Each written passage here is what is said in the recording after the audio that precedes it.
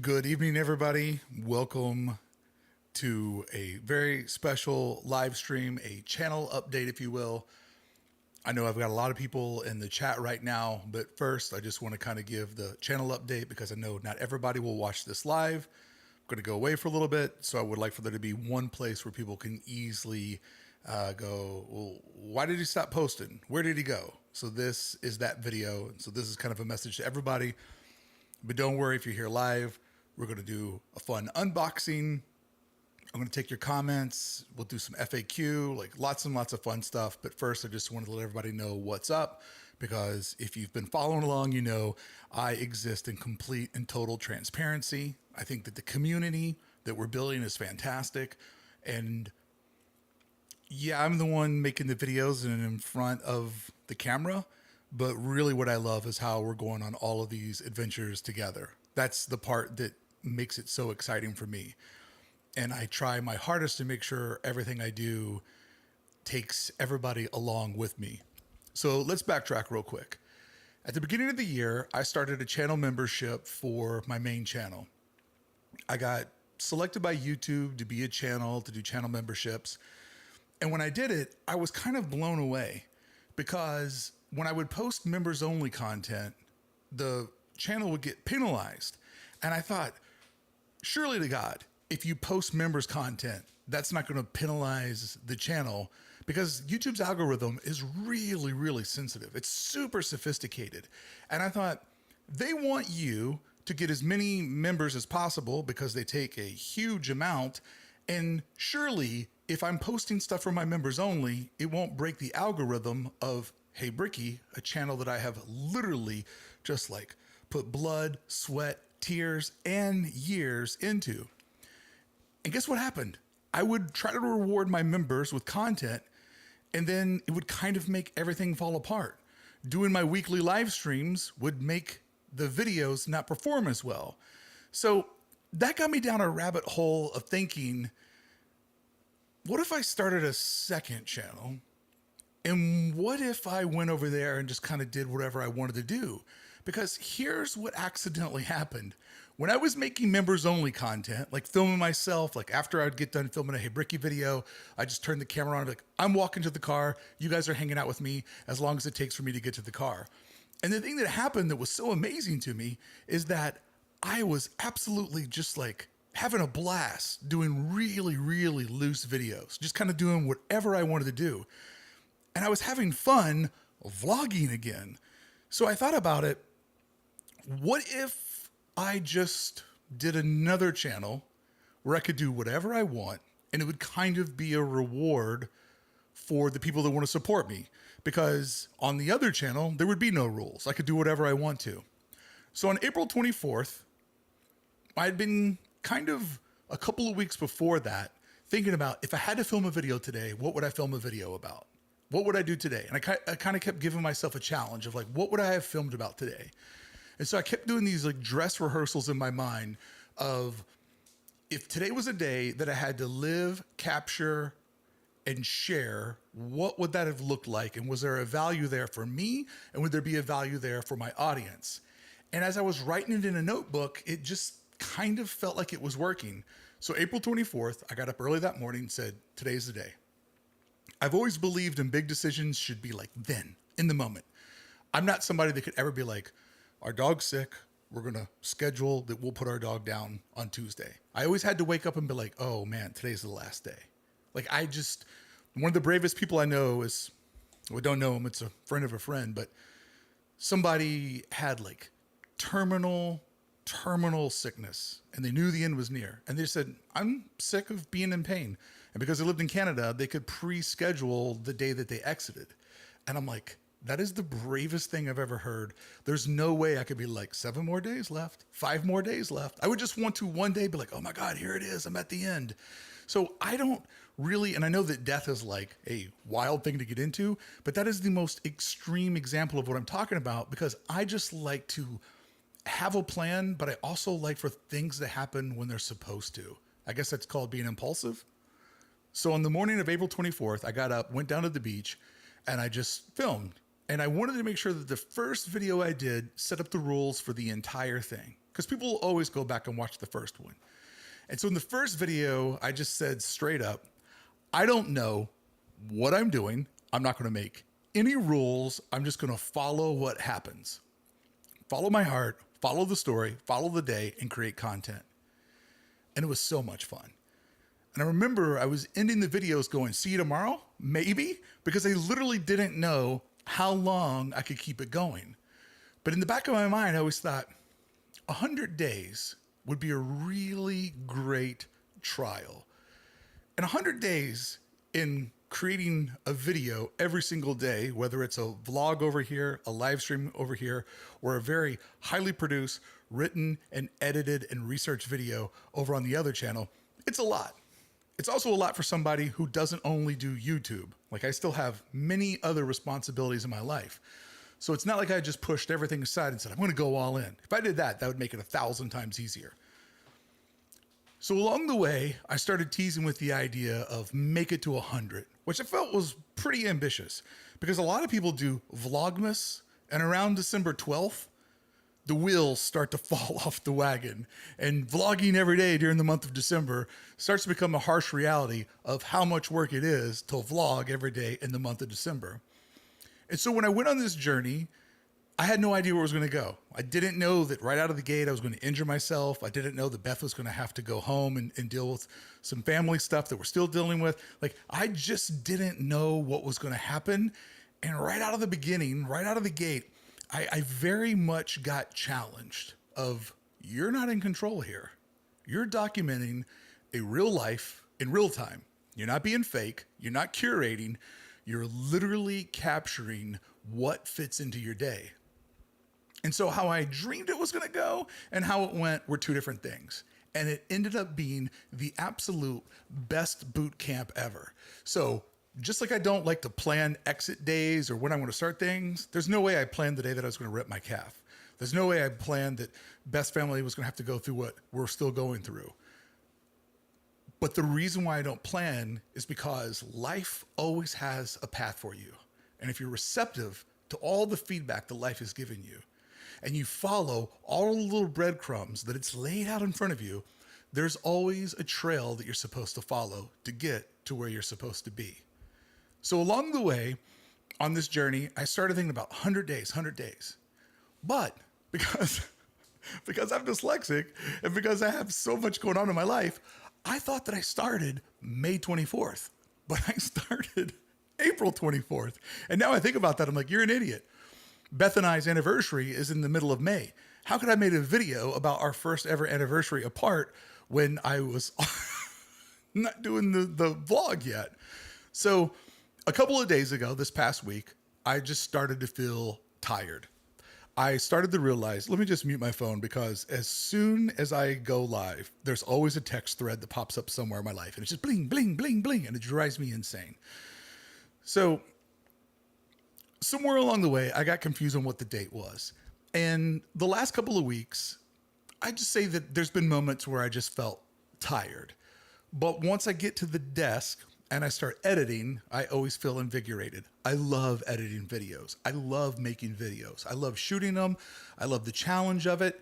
I do wish there was less other challenges in my life and I could just focus on this, but I love doing it. But there were a couple of days that I felt tired. But I also feel like I'm on a runner's high and I could go forever. And then I remembered something that my friend, Mike Hammer, co-owner of Violent Gentleman, told me one time. One time he did a perfect home season for the Anaheim Ducks, went to every home game. And then the next year, he went to every single Ducks game, home or away, US or Canada. He went to every game. And then that third year, he purposely missed a game like in the first 10, because he's like, once you get into a challenge like that, you can't let go. And it starts to just really shape everything around you. And so I started thinking about him, like, I feel like I could keep going for a long time. But I also knew the longer you go, when you have my kind of brain, the harder it is to stop. And so then I started thinking about, what is a responsible way to film content every single day? And somewhere along the way, I came up with the 100-day plan. Do 100 days, take a week off. And on that week, don't book a trip, don't go anywhere, because you film those things. Like literally, Beth right now, because I'm doing this, is sitting on the couch. She's watching TV. She's got Uncle Larry with her. And that sounds like a dream to me. I haven't had an alone on the couch moment in quite some time. So I decided that Saturday, when I put up my video that I shot this morning over on Hey Bricky about the missing restaurant in Star Wars Galaxy's Edge, don't worry, this is a canceled attractions video that has a happy ending to it. That's my 100th video. So I shot that this morning. I shot a construction update that will go on here tomorrow. And then I'm going to not show up until next Saturday over on Hey Bricky. But let me tell you how I got to this conclusion. Because when I posted a video that literally just said why I'm taking a week off, and if you watch that video, I specifically pointed out, I can't post on Hey Bricky this week because the video I recorded and edited, it doesn't fit into my overall strategy. So I can't do it this week. And that's why I love having this channel, because I can post over here and it doesn't ruin what's happening over there. But don't worry, I'll see you tomorrow. And people obviously didn't watch the video and they just looked at it more like a social media post, because all the comments were like, enjoy your week off, enjoy your vacation. Like, where in that video did I say I was taking a vacation? Where in that video did it say I was taking a week off? I literally just explained why the video I had edited wasn't the right video to put up that day. And I realized I was burning future opportunities by doing that. But what I got from that sort of nobody watching the video, but leaving a sweet comment anyways, is that my audience wants me to take breaks. My audience, sorry, I hate the word audience. My community, my friends, they want me to take breaks. They want me to be healthy. And when I told Beth my plan, she's like, yep, that's the best thing you can do to avoid burnout. And then I also looked at the calendar. I'm like, if I did another 100 days, when would that break be? And it lines up perfectly for right before we go to Europe, which is going to be an insane trip. So essentially, what I realized is that right now I am ending the summer season of the Bricky Vlog. We did it. We made it. 100 videos. So much learn, so much growth. And after Saturday, you'll see me next Saturday. And in between then, I'm doing absolutely nothing. And when I come back, we will start the fall season of the Bricky Vlog. And don't tell me, well, fall doesn't really begin. No. I exist by the Disneyland calendar. I exist by the US holiday calendar. Let me explain to you how I see the year. When Memorial Day hits, that's when summer begins. And then summer ends Labor Day. But Bricky, you're coming back before Labor Day. Yeah, I know. But you gotta preview. Like if you go to the Gap right now or Target right now, they're not selling bathing suits, they're selling back to school. Well, back to school hasn't happened yet. Yeah, you gotta forecast into the future. And in my mind, winter starts right when Thanksgiving hits. And then winter goes to like, I don't know, around Valentine's Day or Easter, Easter. And then Easter starts spring. So that's how I acknowledge the calendar. So don't give me all this summer solstice moon crap, because I ain't got time for that. Nobody else does either. So wanted to take tonight, basically break down to you this journey that I've been on, the decision I'm making, why I'm very, very excited about it, and why I'm really looking forward to doing nothing.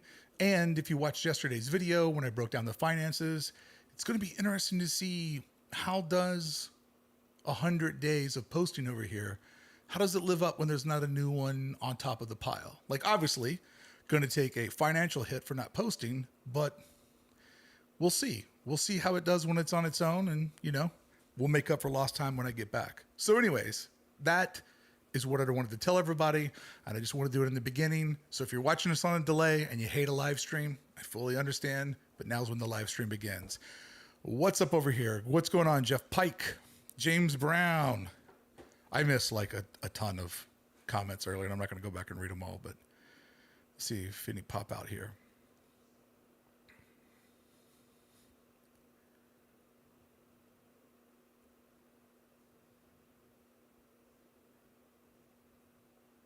All right, looks like everybody's just talking amongst themselves, which is fine.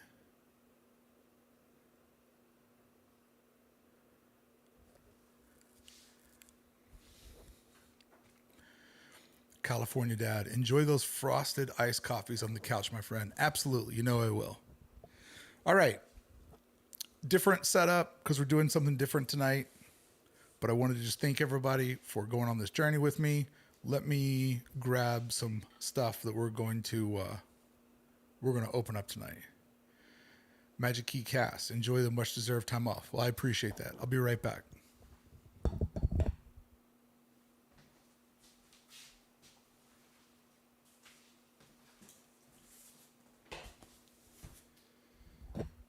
Thank you so much for congratulating me on the streak. I appreciate it. Jonathan says, I'm a teacher. I enjoy my summer. Good for Mark. I'm excited. Let's go.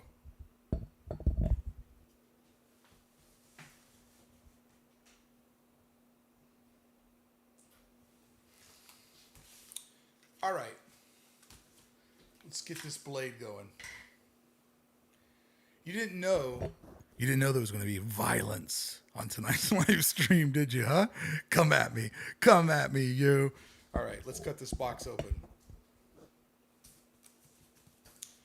Thanks, Kevin. I'm glad you're going to miss me.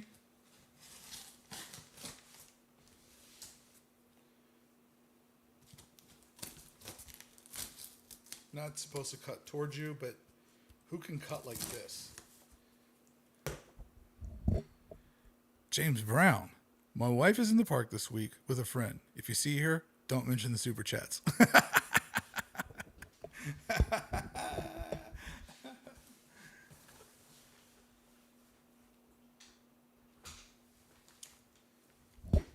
James Brown, my man. If I see your wife and she's like, oh, I'm James Brown's wife, I'll be like, I don't know anything. Never met him. Never heard of him. Who's that?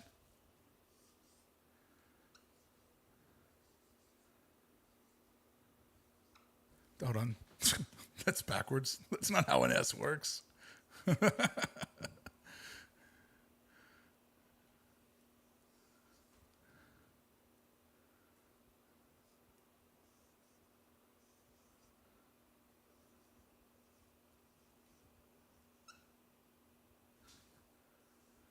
Thanks, James Brown. I appreciate it. Oh, PDX rides. Let's roll. PDX rides. Let's roll. Thanks, James Brown. Appreciate you, buddy. I was like trying to think of somebody to give a shout out to in yesterday's video, and you were the first one that came to me. P D. Love the letter X. PDX. Rides. RID.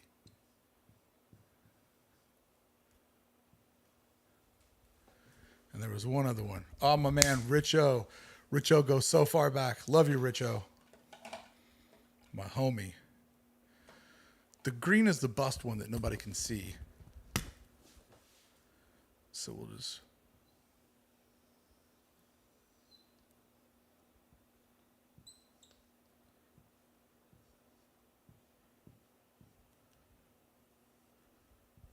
There's the Richo. All right. Back to my unboxing. Thank you guys so much for the support. I appreciate you guys. Let's see what we got here.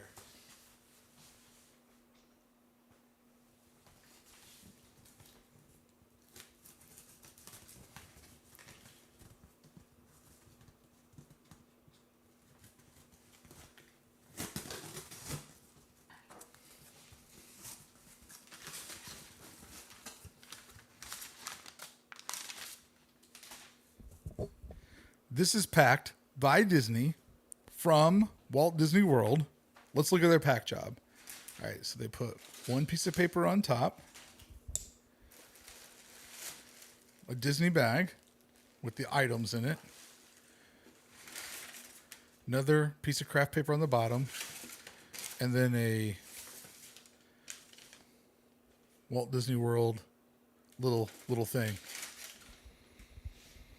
Kevin, I will get you on the board in 1 second, my man.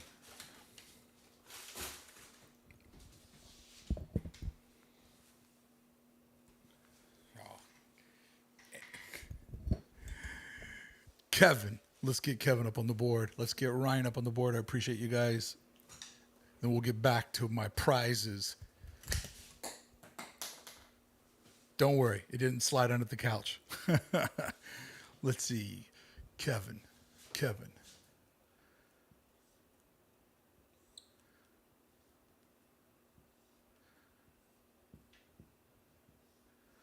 I wish I had a V in my name. V is a cool letter. And what was the other one? Friend? Ryan Rocky. The double R. We're just going to rip a double R on Ryan Rocky.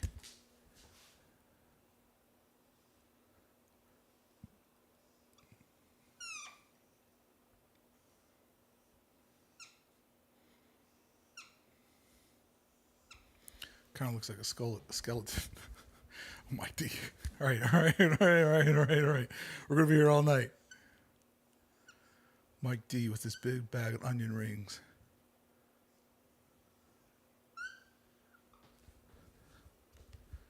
All right. Got so many cold brews. All right, let's see what we got here.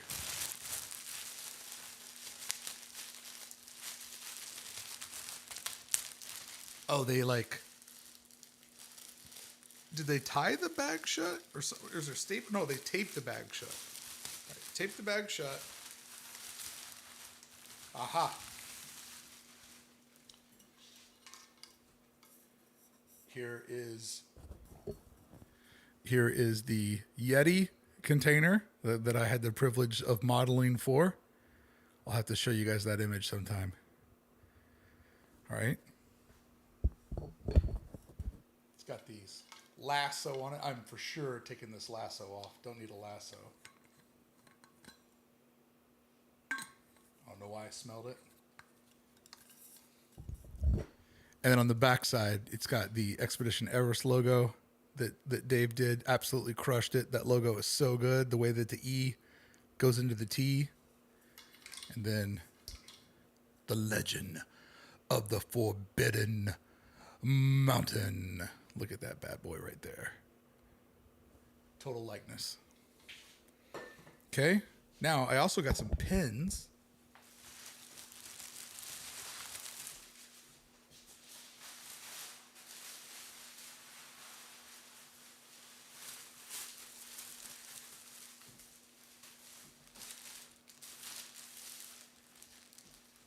Got these pins. They were expensive. I was kind of shocked how much they cost. I'm not a pin trader. These pins right here. Can we get it in the camera there? With our little... Oh, that's the Yeti pose again on there. This pin, blind box pin, with these cool icons that Dave did. These icons are so good.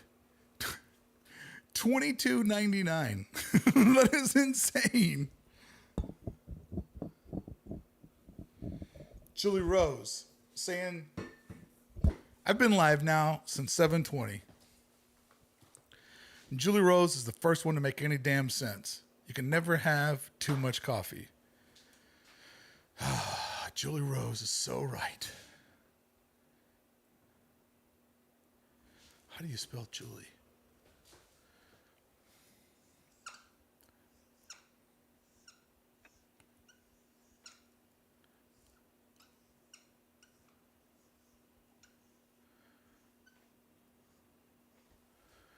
Thank you, Julie Rose and Susie.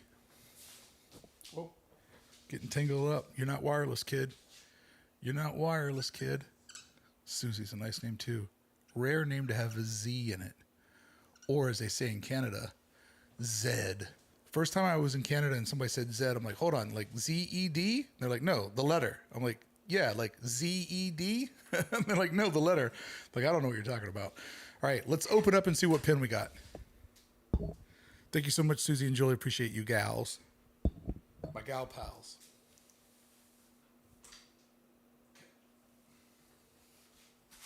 Oh, there's more in here. All right. Don't want to ruin this box because the box has our artwork on it. So I have to be surgeon. I wonder if there's one pin in. I could read, but I don't read. I wonder if there's one pin. Oh, no, there's more than one. Okay. All right. So if I could get one of these, let me do this real quick. Let me just switch over to a different camera.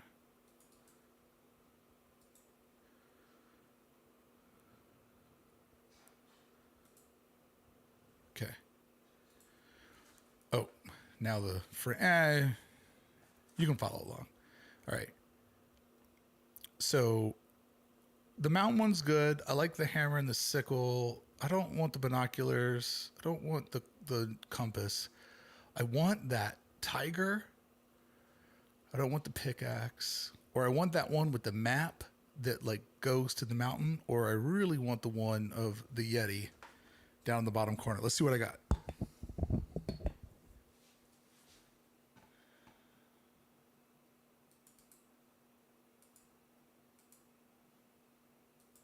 Okay. Let's see what we got. What does it feel like? I'm going to turn away. I'm looking up at the ceiling so I can't see. All right, let me see what it feels like. It feels round. Which one of these is round? I bet it's one of the pickaxes or the binoculars. Two that I said I didn't want. My reveal. Wait a minute. Oh, so one on the top. It's the one on the very, very top. Let me see. There's that camera. So that's what we got. All right, that's cool. I'll send that one to Dave. All right, second one. I'm looking up at the ceiling. Need to flip it around. All right, this one's die cut. I can feel that this one is die cut. What does it feel like? Oh yeah. Baby's got curves. Please be the tiger. Ah, it's the compass. I mean, it's a sweet compass. Sweet compass. But didn't get either ones I want. Oh, wow. There's like print on the back of these bad boys too, which there's no way I could ever, with all the lights in here, that'll ever pick up. All right, Paul. Enjoy your break. I never miss your videos. Thanks, Paul. Appreciate it. Make sure you watch the back catalog, Paul. Keep me in business. Raphael, to help keep your money on your books for the modeling skills. Loving the transparency. We're here with you. Appreciate it, bud. All right, let me get Raphael and Paul up on the board.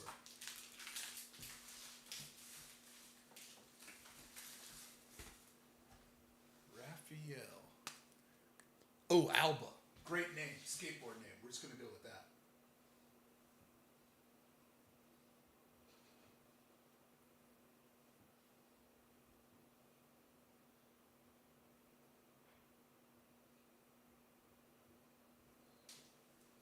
Sorry, that's a pretty bad. Oh, you guys can't see.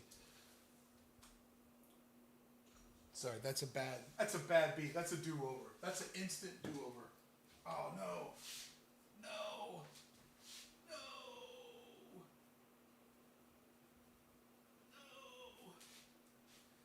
No. Not on the new wall. Hold on. Let me go get one of my gorilla cloths.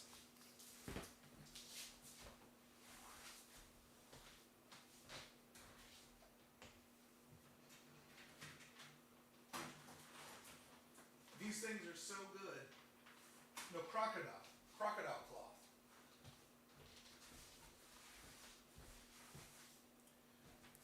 Crocodile cloth.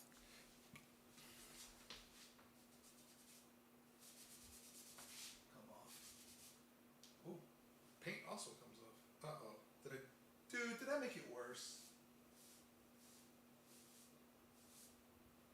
Motherfucker. This is why you never clean. Did I make it worse? This is why you never clean anything. Because when you clean stuff, you only make things worse. Way to go, Alba. That sucks. That's going to drive me insane. All right, well, I got a job to do on my week off. Touch up my wall.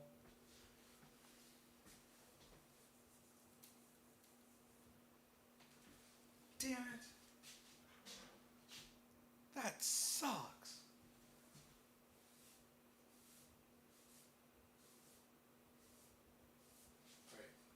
I'm clearly only making it worse.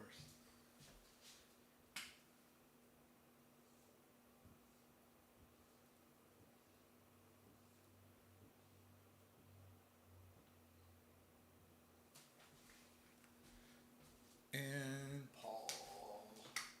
Paul Bunyan.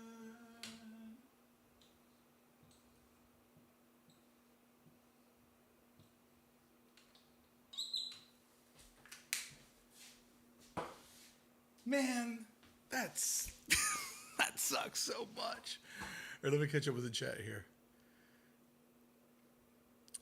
Dab, never wipe. Well, now I know. Damn it. Can't imagine the walls of Bricky growing up. Dude, they were insane. Yeah, I got touch-up paint out in the garage. The guy who painted that room, he's like, here's a bucket, you'll need it. I'm like, thanks. Oh, I should have just left the dot on there.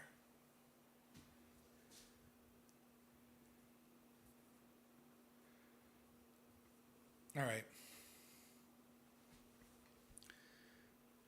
It's all your fault, Alba. Oh, Alba, I'll get you. What was more of a childhood loss for you this week, Rick Roberts? Well, I'm going to go with Ozzy because Ozzy was cool the whole way through. Hulk lost me along the way. But when I was a kid, Hulk was pretty cool. But then when you got older, like, here's the thing about Ozzy. The older you got, the more you realized that Ozzy Osbourne was just cool, man. And he just, his stock value went up and up and up.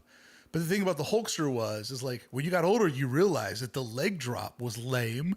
Wearing yellow, like yellow from head to toe. Who the hell does that? That's lame. And his gimmick, his whole gimmick was just kind of lame. And then when he was Hollywood Hogan and he like dyed everything black, it was like such a joke. So Hogan, when I was young, not going to lie, definitely left an impact on me. But as the years went on, Hogan just kind of got more sad and pathetic. But Ozzy just got cooler and cooler. Like the people that he would collaborate with, like the track that he did with Post Malone a couple of years was fantastic. And I don't know. Ozzy also had a redemption arc in his story. And the Hulkster just kind of always doubled down and kind of got worse. So for me, Ozzy over Hulk. But poor Theo. Poor Theo. Theo Huxtable died, and then immediately it was Ozzy and Hulk, and nobody cared.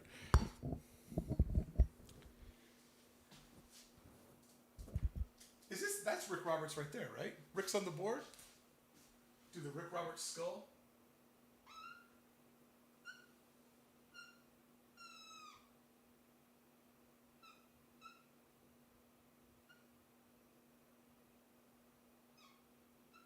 That is the worst skull I've ever drawn in my life.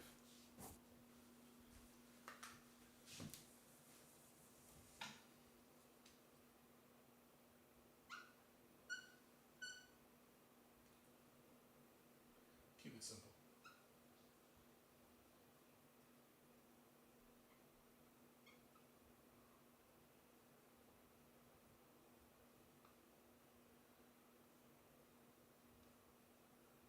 Rick Roberts, Ozzy. All right, back at it. That is making me angry.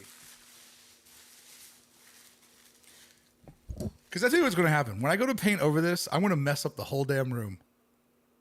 I guarantee you. I guarantee you. When I go to paint over this, I'm going to have to end up painting the whole wall or something. My whole vacation's ruined. Might as well not even stop.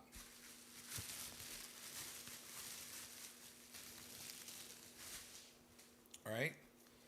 Got this pen that has the little like yoga Yeti on the bottom of it.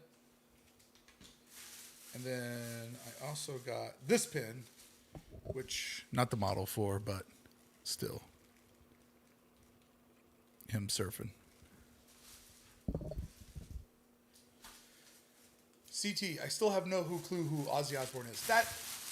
Who Amy Osbourne is. I don't know who Amy Osbourne is either, but I know who Ozzy Osbourne is. All right. I now have a pen collection. But I also have Everybody says lower the whiteboard. I can't. This is a window seal. I can't lower it. The reason why the whiteboard's here is because this is all a window back here. And a window is your worst enemy when you do lots of computer work and when you shoot videos. So this is where the dry erase board goes. And people are like, I don't know why you don't lower it down. Because I can't move the damn window.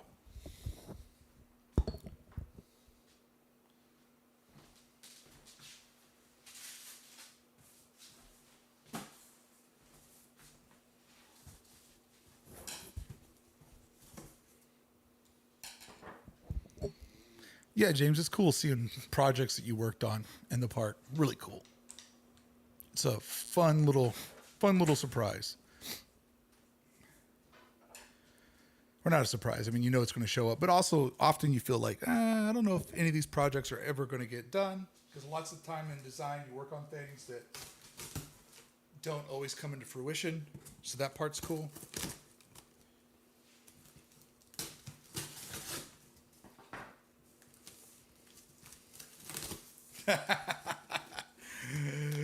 Serena, looks like a good spot for a pin collection. Why you? I don't even know what I'm going to do with these pins. I hate stuff. Those pins are probably for sure getting sent to somebody at some point or something. All right, trash. Bag of goods. Okay.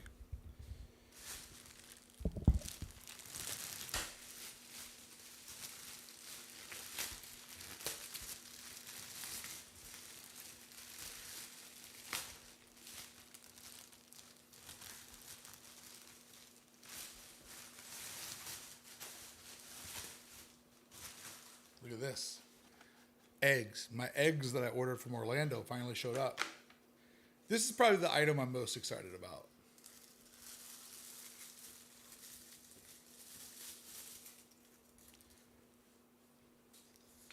To work on a design and have them turn it into a Christmas ornament is great. So Brandon, our illustrator, did this flat illustration of Chip and Dale. And then next thing we know, when we saw proof of the work, Disney had 3D modeled it. And I was like, oh my God, they're going to make a Christmas ornament. And then when I saw on WDWNT that there was new stuff at Fort Wilderness, I was like, oh my God, please let there be a Christmas ornament. And then I saw that it was there and I was like, man, when I go next month, I've got to come home with this. So this doesn't match the color of our Christmas tree. Back in 2020, the saddest Christmas ever, Beth and I made it a quest to decorate our Christmas tree. We bought a new Christmas tree that was like a off-white, like a champagne. And then we made our quest to go out and buy only white or black ornaments. So our entire Christmas tree is white and black, except for one hidden Mickey that I put inside the tree.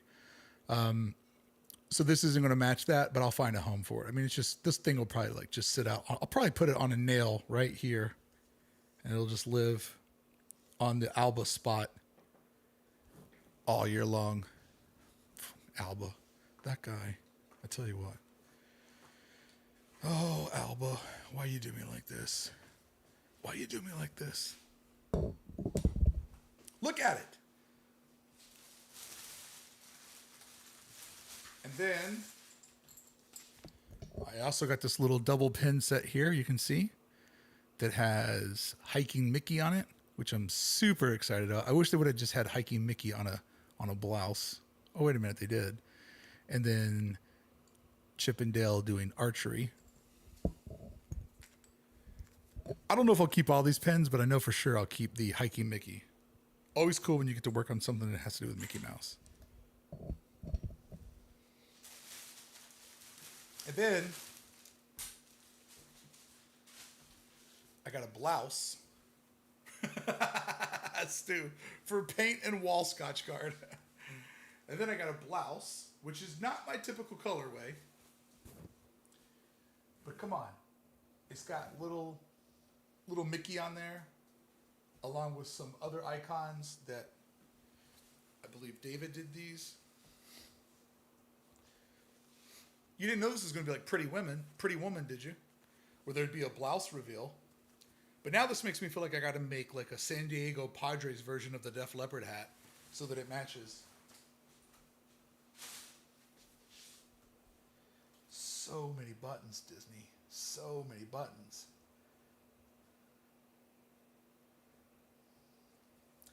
Can't wait till I get a red dot on this thanks to Alba. You guys know Alba, the guy who ruined my wall, ruined my office, ruined my vacation. Thanks to Stu for giving me that paint budget. All right, you guys ready for the reveal?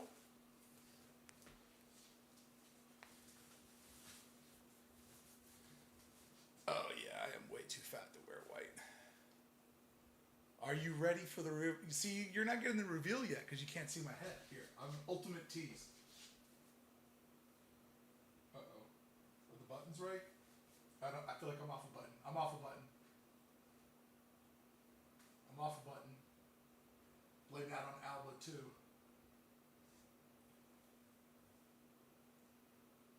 Are you ready for the big reveal?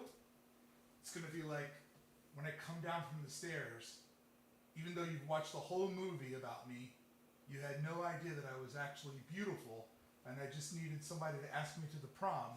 And then when I come down the stairs, you realize that I'm beautiful. Not my color at all. Look how bad my head looks with this color. Oh, the cable's inside.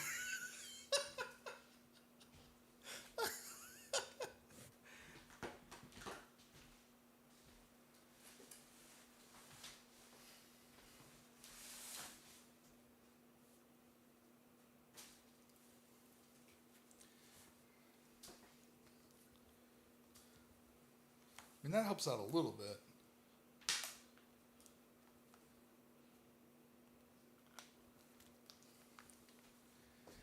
Man, this is not my color. I look. I hate this red beard. If this beard would just turn white, I would be so stoked. Hey, look at me. I'm walking through the trails. I'm a camping guy. That's right. I go to Disney World and I bring a tent because I don't need a TV. I'm better than that, can't you see? That's why I go to the Magic Kingdom and not DVC. All right, this is horrible. Right? It looks yellow. It looked way more, I don't know. It's like, this is like a color that only your grandma, like, if there was every color in the world, your grandma would be like, I want the one that looks beige.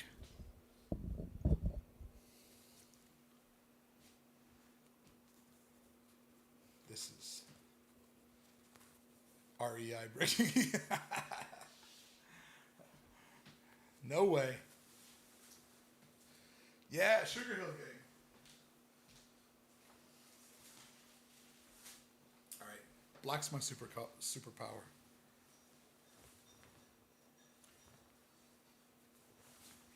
All right, so that's all my fun stuff.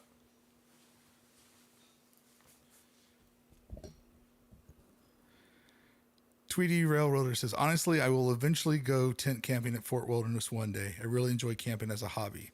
But would you want a tent? Like, look how much better this is. Like, this right here, this feels like everything. That shirt feels like this. We've unlocked a new Bricky variant. Beige blouse Bricky. I feel like that's a shirt you wear like, oh, I'm going to Club 33. I better put on a light colored blouse. Pass. Hard pass. Man, I just put the headphone cable in the shirt again.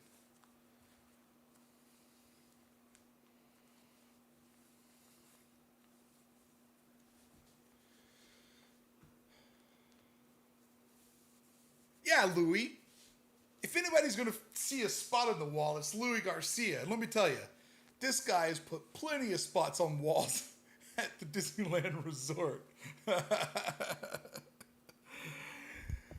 See this? See this, Louis? This is from this guy, Alba. If that guy, Alba, comes up to you when you're working at Disneyland, whatever you do, don't talk to the guy. He's nothing but trouble.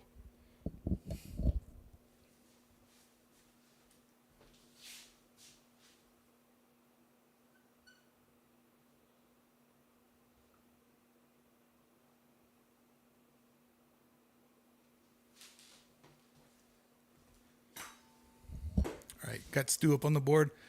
So there's our great unboxing.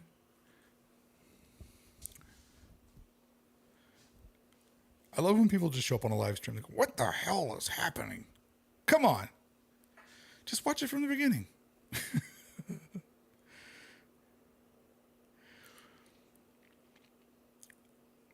Yeah, I mean, I had a boom stand for my microphone where the microphone was like this, you know? But I found that it just got in the way more. So if I do this, though, then the monitor just gets bigger because of this action shot we have tonight. Oh, James Brown. I'm not a Club 33 member, but I am a magic brick key holder. So much magic. So much magic. Chuckle Squad. It's more fun to start in the middle. Thanks, James Brown.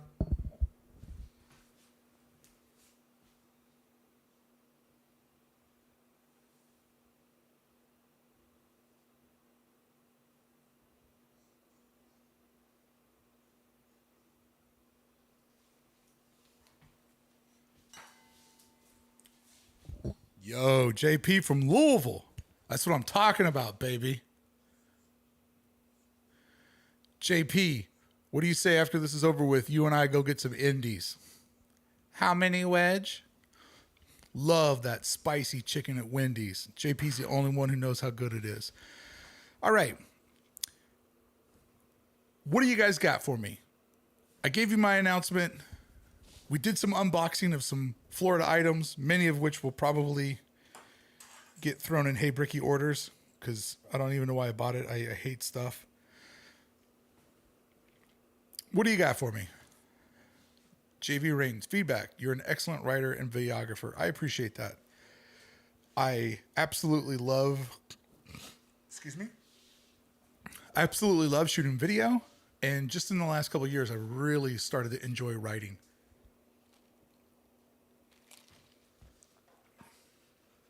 When I started writing the videos for Hey Bricky, there's a noticeable difference when it started to kind of really take off. Get all your ideas more condensed. Yeah, there is a new hat. You guys want to, how could I show you a sneak preview of the new hat? Oh, I know what I could do. Just pull it up on my phone.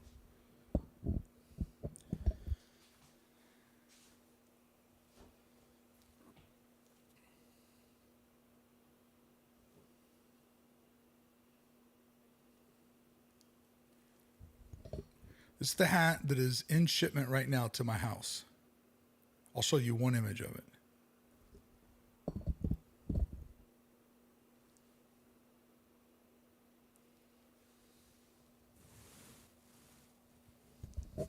Can you see that? That is a red, white, and black trucker, red bill, black body, white mesh, patch on it that you may recognize. It's an actual patch that's on the hat. And if you go, oh, I don't like that kind of hat. Well, guess what? You can buy the patch this time and you can put it on whatever kind of hat you want. So if you want to put that big patch on a dad hat, go for it. So that'll be the new hat. It's in transit right now. It'll be showing up at the Bricky Warehouse, which is also our garage. Any day now. JP, that's what's up. Cards colors. Absolutely. Let's go, U of L. Denny Crumb in the house. Yeah, so excited about that hat. And also this time people will be able to buy the patch. And so, yeah, just kind of mixing it up. Just trying to do lots of different hats. That one is like the same fit as the Christmas hat that I did or the 55 hat. More of a vintage fit instead of the flat brim. But constantly making stuff, and I'll be working on, Lively, Shively. Dude, are you really from Shively? My Momo lived in Shively. My grandma lived in Shively. In fact, here's a Shively hit for you. You know a little trailer park by the name of Pioneer Village? Yeah. That's where my grandma lived. So yeah, that hat will be out as soon as it arrives. We'll get it up on the website.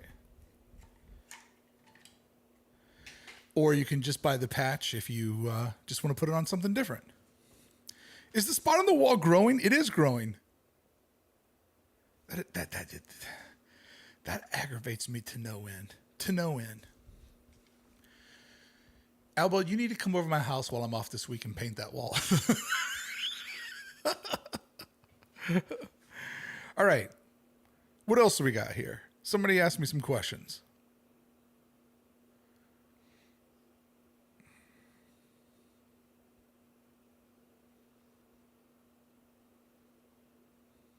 Cane Run Road. Man, St. Denis Bakery. Love the donuts from St. Denis Bakery. Dude, you knew Cane Run Road right off the top of your... Dude, Cane Run Road takes me back, brother.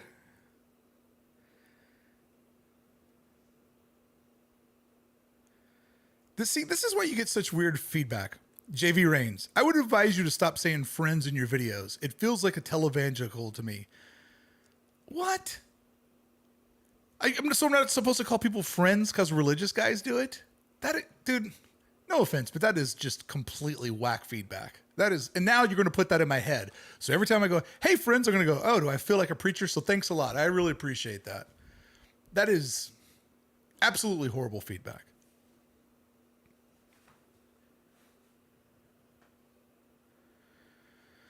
Yes, U.S. Road Tripper.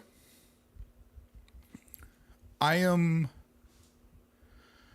going to Disneyland Paris while I'm in Europe, and I'm also going to Tivoli Gardens, which is largely the theme park that inspired Walt Disney to make Disneyland.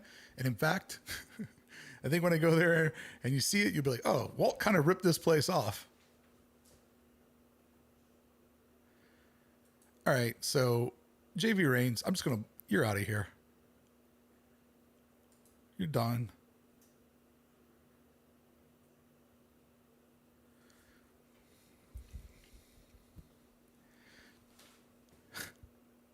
Don't call people friends. What an idiot. I haven't been to the Family Museum, but that's definitely something that's on the things that I want to get into. I am not going to be doing Halloween Horror Nights. Horror is not my thing. I don't enjoy horror films. I don't know any of the properties, jump scares and people trying to scare me. It's just not my thing. So I will not be doing that. But I'm very, very excited to go back to Universal. Super excited to go back to Universal.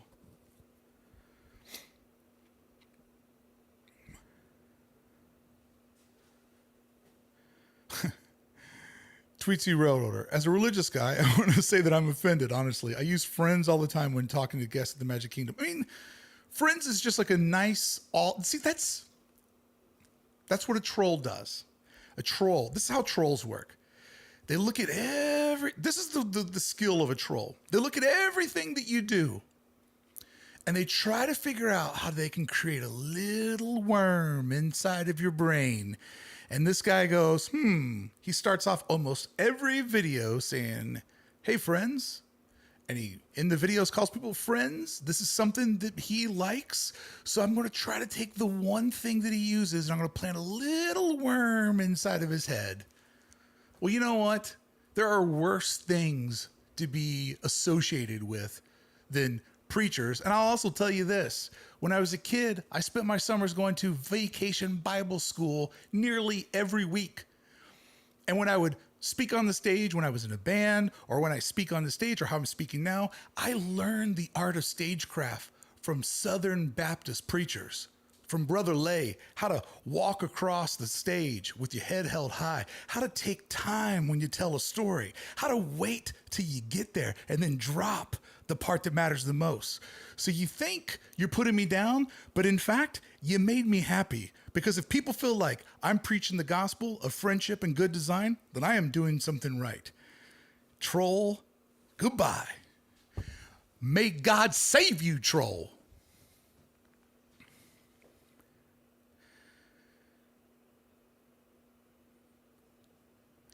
You never make a deal with the troll, Jesse. That is absolutely right. That's how you get stuck in top of Sleeping Beauty Castle.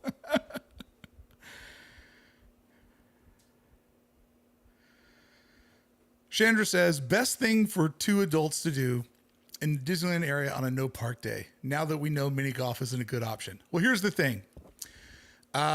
Still going to be doing lots of videos. It shows people things to do in the Anaheim, Orange County area to do on your off days. The first one just happened to be a big swing and a miss.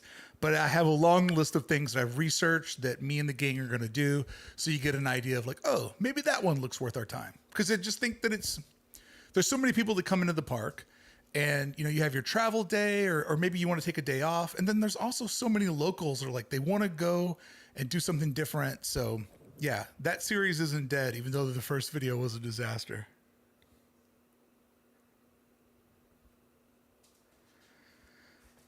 Rick Roberts, I have not seen Resident Alien. I haven't, since I started doing this, like 100 days, I haven't really binged any TV at all. But actually, when Beth was gone, I binged The Rehearsal, Nathan Fieldman, over on HBO Max. And I think that the guy's a genius. So the last thing that I binged was The Rehearsal season 2. Which if you've never seen it, it is a TV show like no other. And most people probably hate it, but I absolutely love it.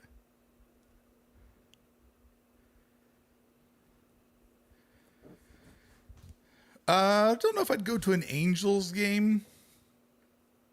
I kind of feel like people know. I mean, if there was a special thing happening at an Angels game, but I don't know. I don't know that I would put Angels game on what to do because it's also limited to the season and you know, if you're into baseball, you're into baseball. And it's very divisive on who's into sports and who's not into sports.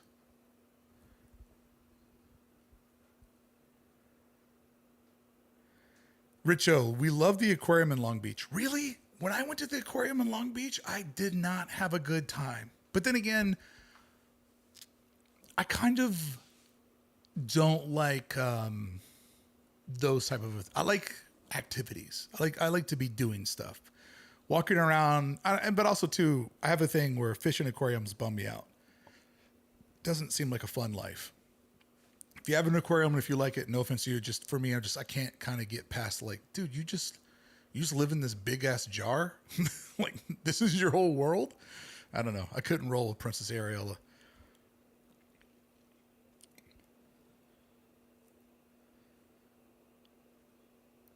Yeah, the Savannah Banana was a fun thing to do PDX rides because it just was such a different event. And that was kind of Savannah Banana, even though I paid for it out of pocket, that was kind of the idea of like thinking about the funds type videos of like, if I do videos of different things, can I take my audience along with me? You know, how do I cover things like this? Like, how do people find value in push and play other than just watching me watch, you know, a bizarre baseball game? So I'm glad you enjoyed that one. Cause it definitely like some people were just like, no, not watching that. Don't like, I've had many people be like, oh, that's the one video I didn't watch cause I hate sports. Like, well, because you're biased against sports, you have no idea that it's not a video about sports whatsoever. I seen Finding Nemo? I honestly don't know if I've ever seen Finding Nemo other than the clips that I've seen inside the park. I don't. If I have, I've only seen. Is there more? There's more than one Finding Nemo, right? There's like the Dory one, I guess. Yeah, I don't know.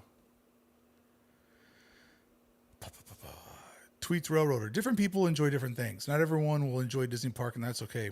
We're free to enjoy whatever we want. Absolutely. Everybody should be into different stuff. That's what makes the world so special. I celebrate diversity.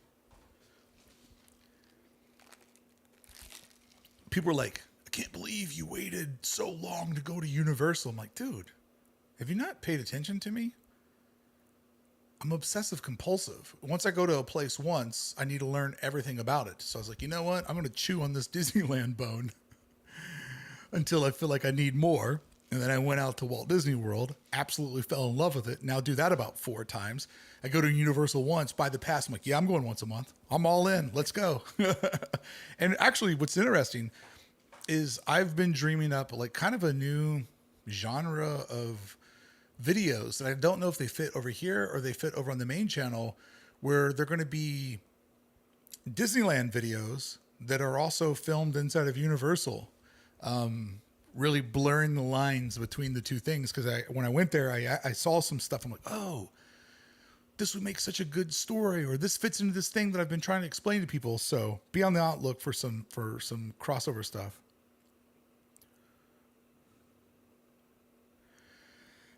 Chuckles Quad. Have you done the story of Celebration 70th tour at Disneyland? No. If so, how does it compare to any other guided tours you've done? So I've done the VIP tour at Disneyland, I don't know, 5 or 6 times. And I've done the VIP tour guide at Walt Disney World 5 or 6 times. And the Walt Disney World one, for many reasons, is better than the Disneyland one, but both are great.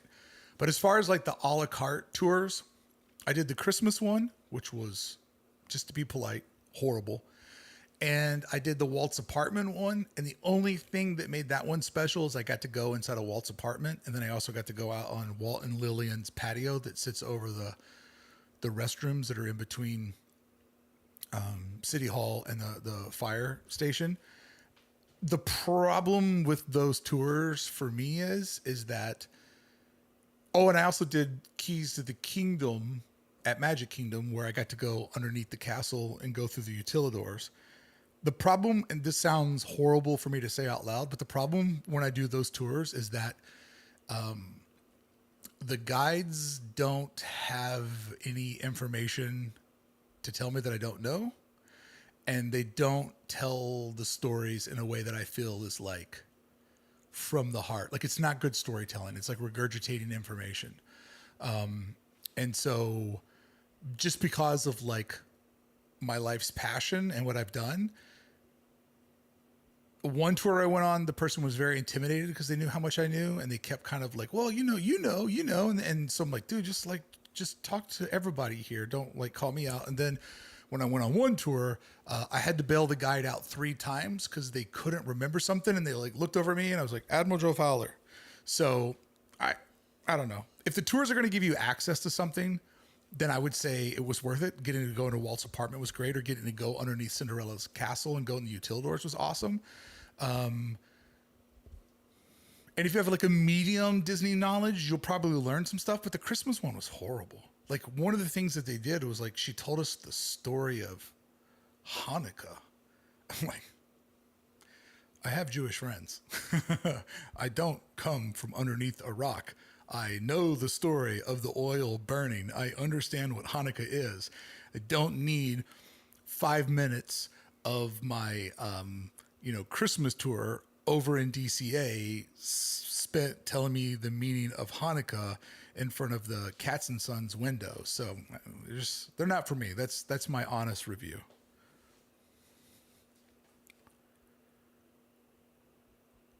Chuckles. Quad. CQ. Oh, Alba. Why did you have to break my wall?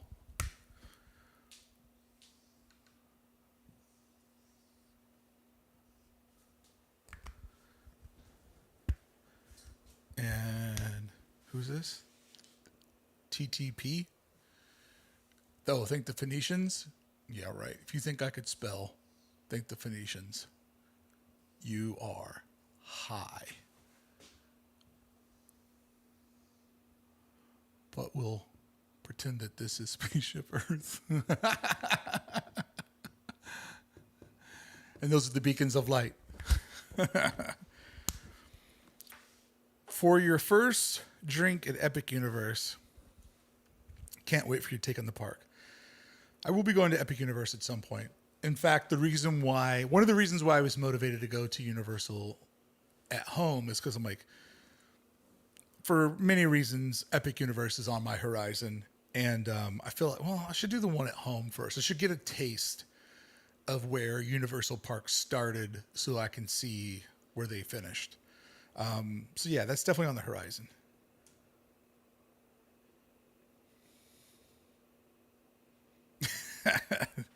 that is Alba's scarlet letter. Poor Alba just disappeared. I think Alba was the guy that trolled me. Alba was like, you know what, man, this guy's just like giving me all kinds of crap.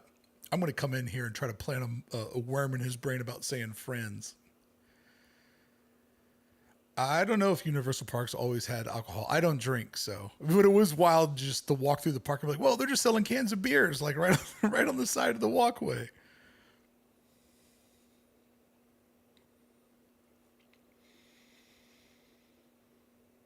Yeah, see, JP, I appreciate you telling me to listen to the Disney History Institute podcast, but I try to really limit what other content I consume because I don't want to get other people's voices inside of my head. So I don't really consume a lot of Disney content just just because just because I don't want to like you know, I don't know. It's just best to kind of like stay pure. I do read a lot of books about Disney for whatever reason in my complicated brain. That feels more like a whole different thing. But I don't listen to any Disney podcasts. But also, it just, when you do something for a living, you're kind of particular about it. And I can listen to something like, man, why doesn't that guy's microphone sound better? Or like, oh, that's an annoying speech pattern. And I don't know. Maybe those guys have perfect voices, or women have perfect voices and perfect pitch. I don't know. I kind of, I don't, I literally, there's not one podcast that I actually listen to. So, Stu E, enjoy your break. Thanks, Stu E. I appreciate it. Running out of space. I got so many friends here. Stu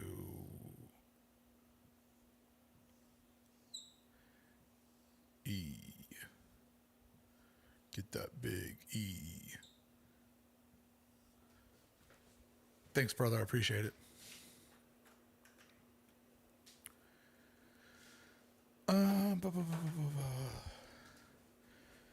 Disney War is a must-have book. I'll check into that one. I have enjoyed, though, reading the old newspapers. I've still been doing that, even though I haven't done content about it. And it actually inspired, because now I'm post the park opening with reading the old newspapers. And that inspired a series that I think I'm going to do on this channel when I get back from my break. Some really cool Disney stuff that's kind of fallen through the cracks of history. And I was reading some articles last night. And I'm like, yeah, I think I see something here. And I think it could be a good add-on to this channel. I don't know if it's Hey Bricky stuff because I'm trying to really keep that very focused. But I was like, yeah, there's an opportunity here to tell some of these stories. I think this is the place to do it.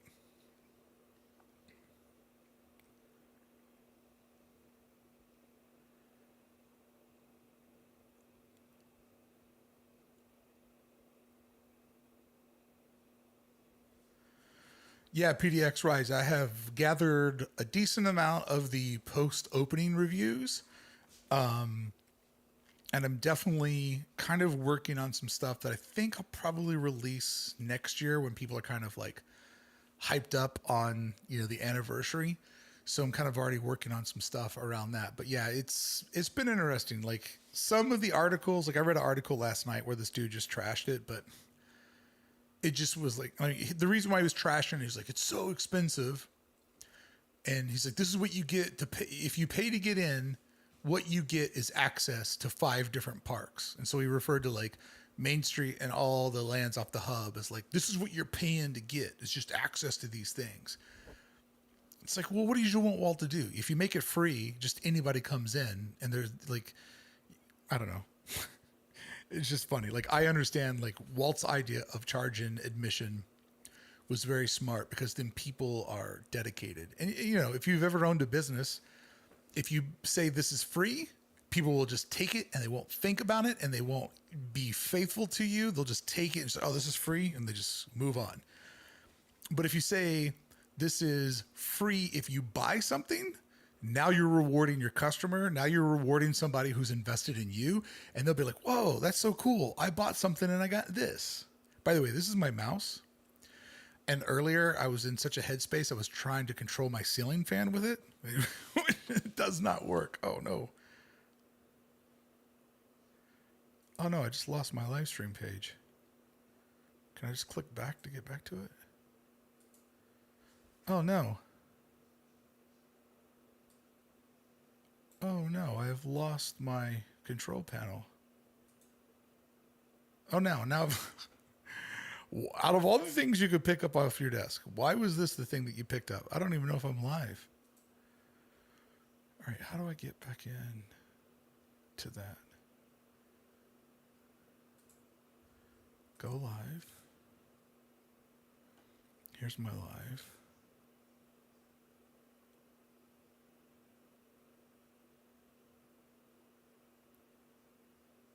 All right. I'm back. I can see you guys. Okay. Let me see.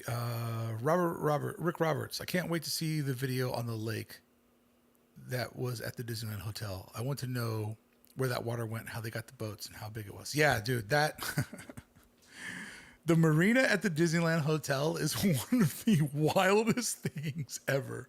That they just full on built a lake around the hotels. And it was there for a long time. And then they just decided to remove it. It is just like the ultimate and like, we can do whatever we want.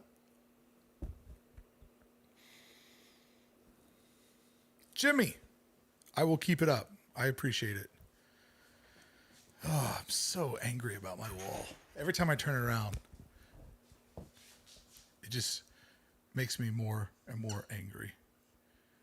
Jimmy.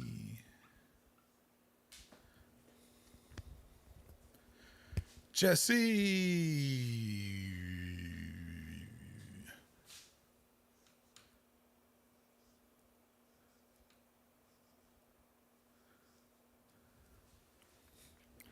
Thanks, Jesse. Appreciate it. Yeah, I'm looking forward to just kind of chilling next week. But I do have some odds and ends that I got to do. Got some stuff I got to do with my factory that produces my hats. Got a couple of other little tasks that have fallen through the cracks. All right. I am after my hour here. Take a couple of more questions, and then I want to chill out. Then I need to edit tomorrow. Oh, what's wrong with the wall? So I had a marker in my hand, Gene. I had a marker in my hand, and I put like a little dot there. So then I'm like, I'll just get this wipe, and I'll just wipe it. And then I just made a huge, huge thing. And I'm so angry because it's all I could think about. So now on my week off, I get to repaint this part of my wall. Yeah, that's what happened. Stewie, did you notice the Avengers e-ticket was supposed to have the Kuka arm as the ride vehicle in the original concept, but for some reason the Imagineer separated it into its own attraction.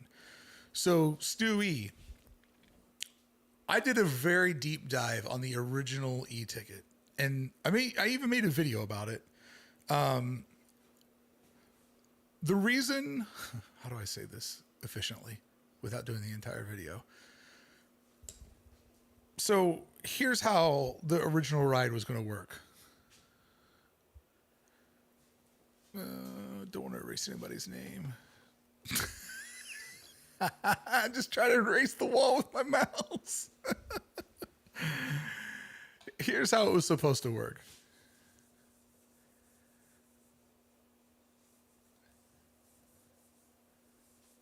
And why they divided it up into two different rides. From my studying of it. So so you would essentially load in. Hold on. Let me just do a draw real quick.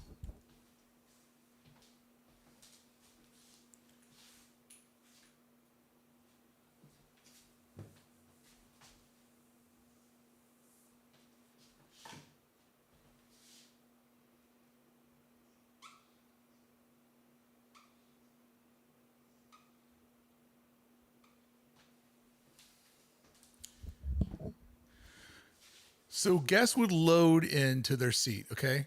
So this is you sitting in your seat, okay? And so you would be flying in the Quinjet with like all the boards around you, right? So that is Act 1. Act 1 is you're in the jet and you're flying around. Now, when the back of the door opened,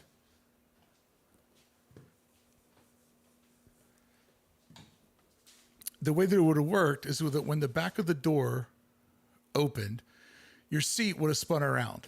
So now you're sitting like this.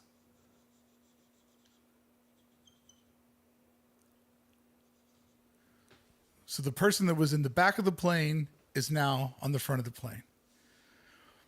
And it's a little bit debatable of whether this whole thing was going to become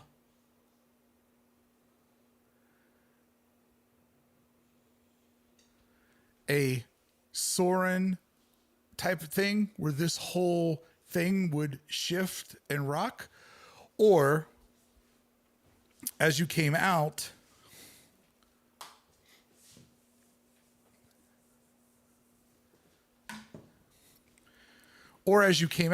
one row would come out and get grabbed, a second row would come out and get grabbed, and so you would have people like this,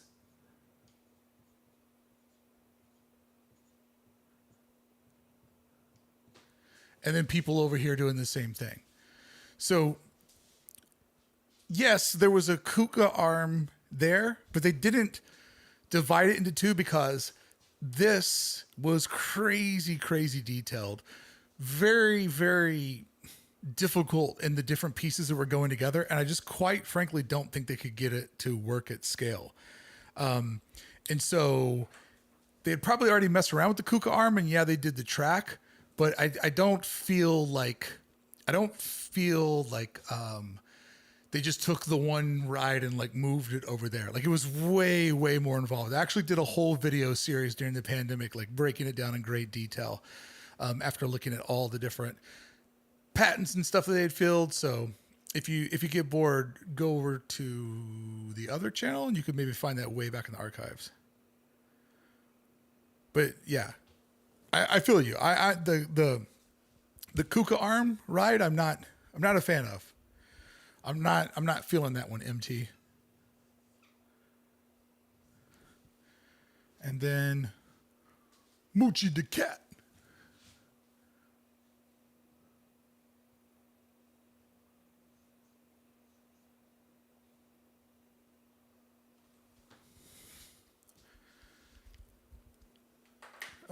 Have you done any deep dives in the Disneyland Hotel circa 1980s?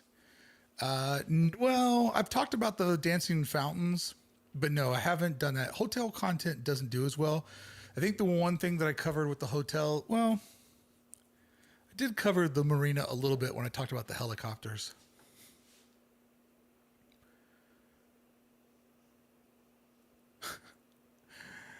Here's some money from Mr. Clean, Magic Eraser for the wall. Dude, I got this, dog. I got this. But I appreciate it, Elizabeth.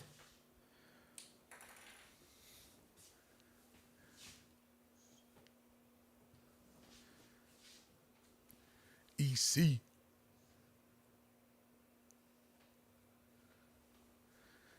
All right, couple more, and then I'm going to get off of here. Edit tomorrow, edit on Saturday. I'll be back at the park on Thursday because to put up a video out next week, I still have to film. But yeah, who was that? Michael. Oh. Michael said, you documented Cotino before they began construction. Do you have plans to return and document the progress? We did a tour months ago. Yeah, I'll probably go back. Like, the Cotino videos haven't really done that well. And it's a bit of a journey to get out there. But whenever I'm in the desert, I will definitely go there. I mean, I was supposed to go to Palm Springs for our anniversary, which is normally how I just go out there like once a year and document it. But that didn't happen because of life stuff. But yeah, I'm still open to it. I think the Cotino project's fascinating.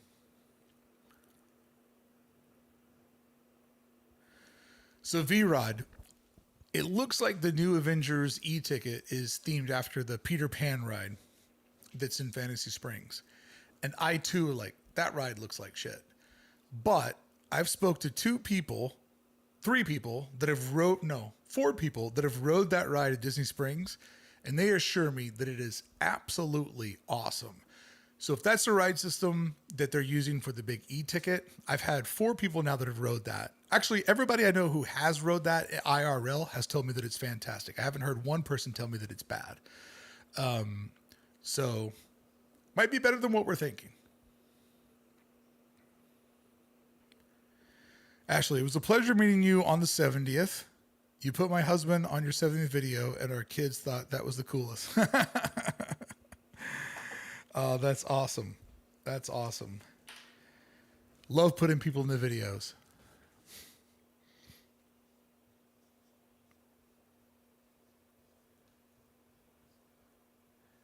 Ashley has a kuka arm going right through the middle of her name.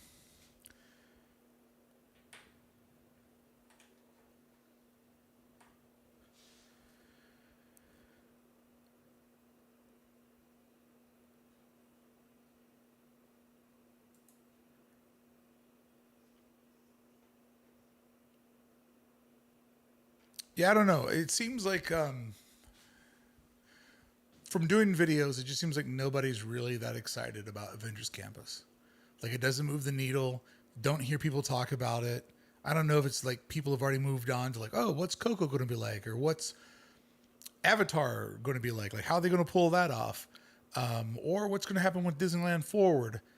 But it just doesn't feel like Avengers has captured the imagination, which is maybe good because if people don't have high expectations, then it's a lot easier to not get let down. But we'll see what happens. James Brown, name directly on the wall since you're already repainting. Joking. Enjoy the. Oh, so just paint your name on the wall?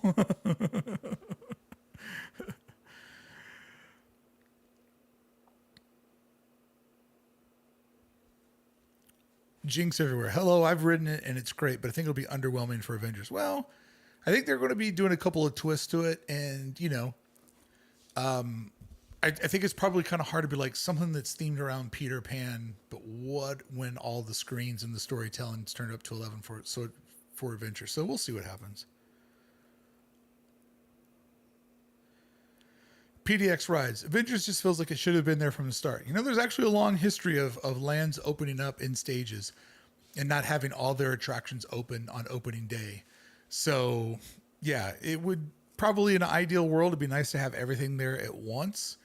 Definitely feels like the first version of the attraction that they had to bail on because I just don't think that they could pull it off.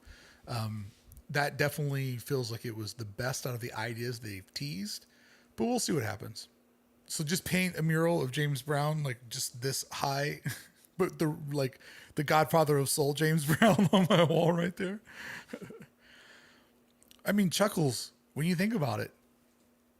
That we know of, DCA is getting 4 new rides, net positive of 3 because Monsters Inc. is going away. But 4 new rides in that park it's gonna be awesome.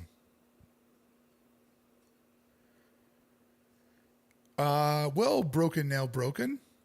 I talk about Galaxy's Edge expansion in the Hey Bricky video that will go up on Saturday. That will be my 100th day of posting. Pinball 541. They should expand Cars Land instead of Avengers.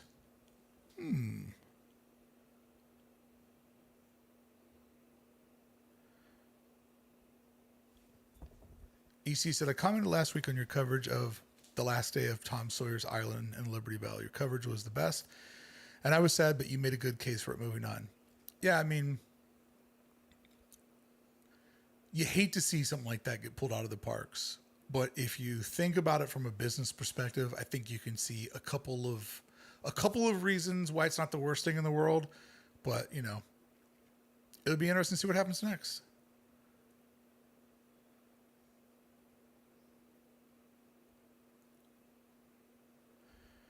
All right, friends, this is where I'm going to wind it up. I will be posting over here tomorrow. There'll be a construction update.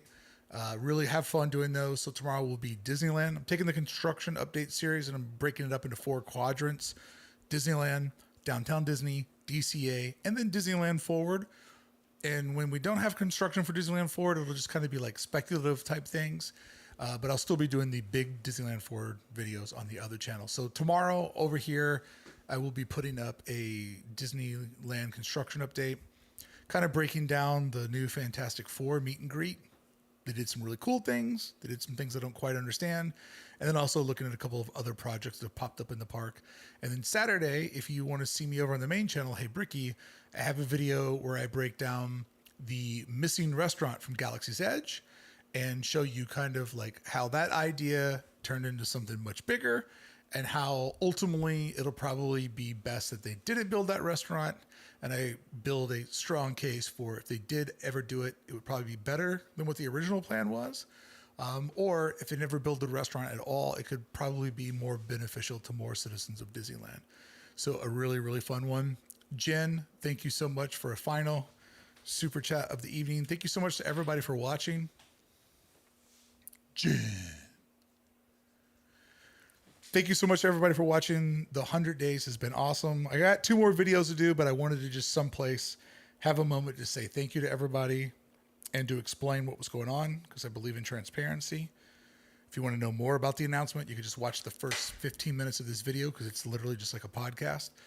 But thank you guys so much. This has been a really, really fun thing to do, and getting to read your comments and hanging out with you guys once a week in the live stream, and you guys cheering me on all along the way has really made 100 days way more manageable than what I ever would have guessed. And it's weird because as we get older, life goes faster. But doing 100 videos about the last 100 days has actually made my life slow down. Because when I think back to April 24th, it literally feels like forever ago. And when I think about all the different videos and all the things that I did, it's the first way I've ever been able to slow my life down. And that feels awesome, to slow things down, slow the pace down, even though I'm working like way harder, but slow the pace down and enjoy it all with my friends. It means a lot to me. So thank you guys so much for showing up, for hanging out with me. I appreciate you all.